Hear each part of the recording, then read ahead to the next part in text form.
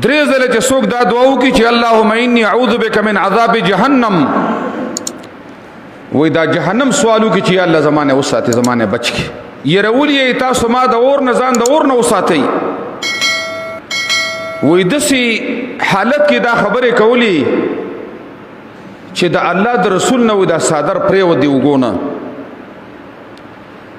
او د الله نبی وای د आवाज دومره چوت چې دی بازار کې اورېده کېده،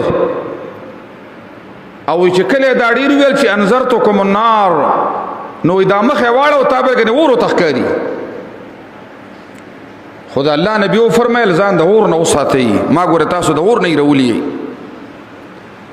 اتقوا النار ولو بشق تمره، د الله رسول فرمایي ځان د اور نه وساتئ اگر که نیمه قجوره صدقه کول ولې نه د قجوره یو ټوکړه. دا وجه ده چې په دعاګانو کې مونږ ته د الله او د الله د رسول او دعا دا خودره ده چې تاسو به دا سوال کوئ چې الله ما د اور نه وساتئ.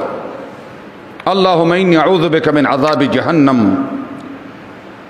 او دا به د الله نبی فرمایل چې څوک وزره د اور نه پناه وغواړي ما خام منځه پسې اللهم اجرنی من النار، اللهم اجرنی من النار، یا الله ما د اور نه وساتئ. وی کتب له براءة من النار، الله د اور نه وساتي.